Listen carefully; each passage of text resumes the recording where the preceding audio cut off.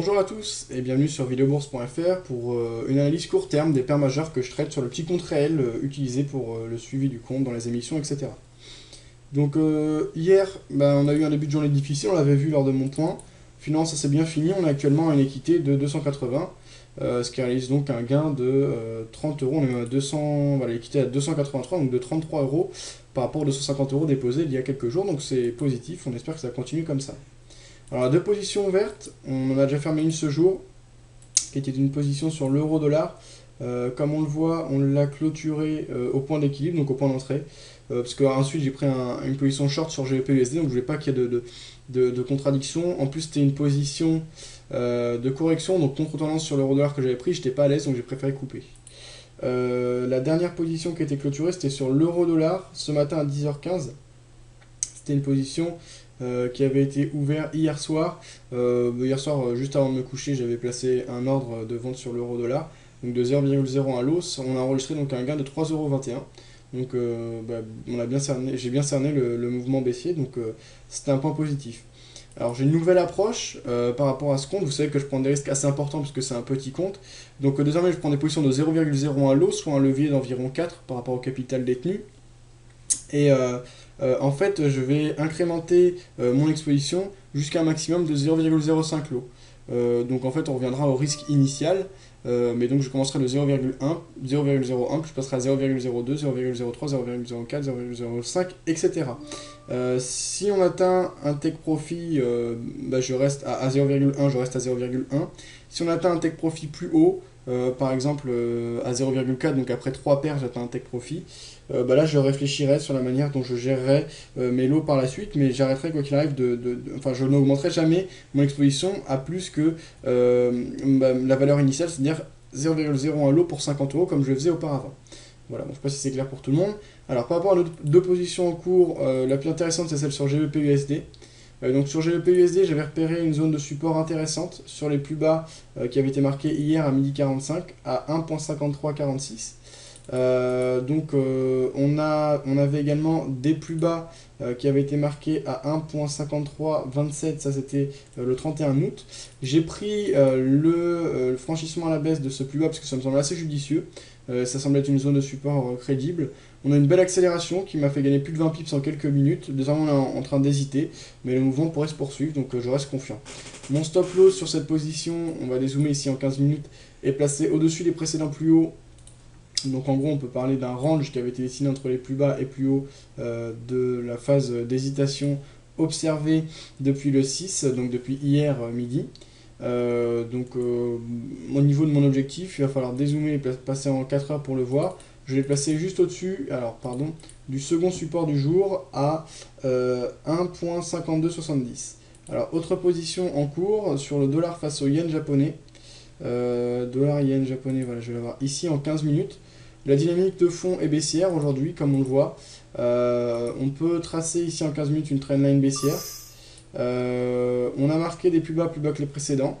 J'ai eu une phase de rebond qui m'a semblé judicieuse à trader sur la moyenne mobile exponentielle 20, représentée ici en vert turquoise, on va dire. On a une poursuite du mouvement, pour l'instant c'est quand même hésitant. On a frôlé notre take profit. Finalement, on a eu un rebond, donc j'attends, je reste dans la tendance, donc je suis confiant sur ce trade, mais j'attends qu'on se dirige plus précisément vers le take profit. On semble quand même avoir du mal à franchir les précédents plus bas. Donc si je vois qu'on hésite trop, peut-être que je sortirai manuellement comme j'ai fait sur l'euro-dollar. On verra ce qu'il en est. Deux positions en attente, donc toujours le buy limit sur le CAC 40 qu'on a vu hier, et un buy limit sur GBP-USD qui n'a rien à voir, c'est parce que dans le cadre du projet, dans le cadre du suivi MyFXBook, pour confirmer son compte, il faut, voilà, j'ai affiché le commentaire, il faut passer un ordre avec un commentaire, donc j'ai mis un ordre bidon, donc un buy limit à 1, pile, et j'ai placé le commentaire donc nécessaire pour valider le compte.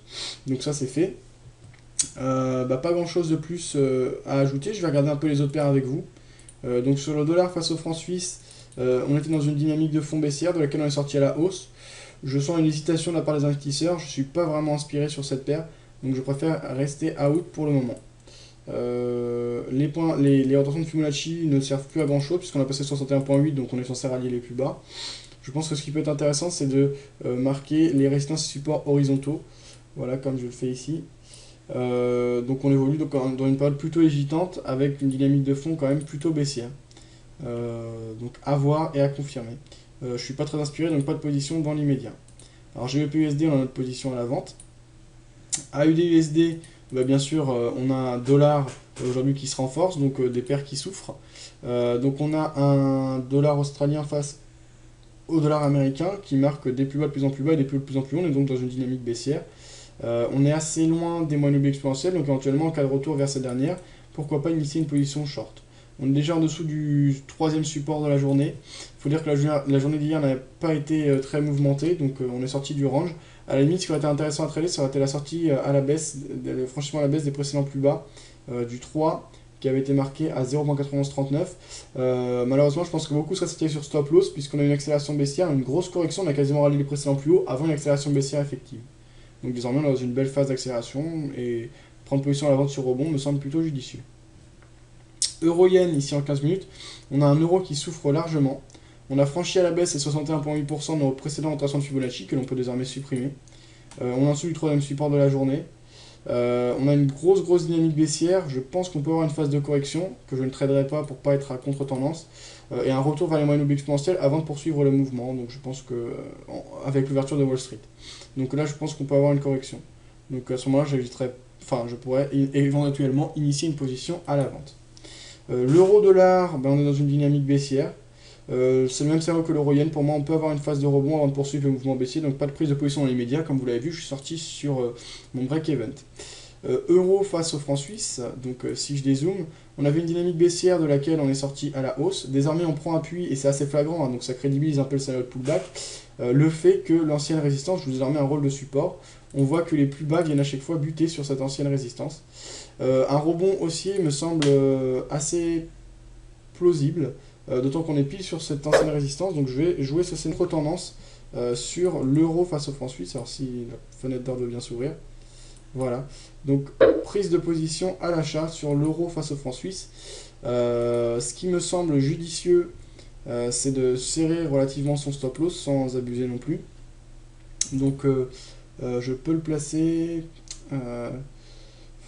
ce qui me semble pertinent, ce sera d'aller chercher le ralliement des 50%, qui se situe à 1.30006. Donc il y a chercher juste en dessous, par exemple à 1.30003. À ce moment-là, mon stop loss pourrait être placé sous les précédents plus bas qui étaient marqués à 1.2849, donc on le placerait à 1.2847. Voilà comment je vais encadrer ma position. Donc, j'ai dit 1.3003 pour l'objectif. Et 1.2847, pardon. Donc 1.2847 pour le stop loss. Donc là c'est clairement placé. On a un ratio gain-perte qui est d'ailleurs supérieur à 1. Donc on verra ce que ça donne. C'est une position intéressante, je pense. Euro, livre sterling, on a un euro qui souffre. Ici en 15 minutes. On a une petite tendance assez régulière avec des plus hauts de plus en plus bas qui s'alignent à peu près sur la même résistance oblique baissière. On est sur une phase de rebond, donc une prise de position à la baisse, à la vente.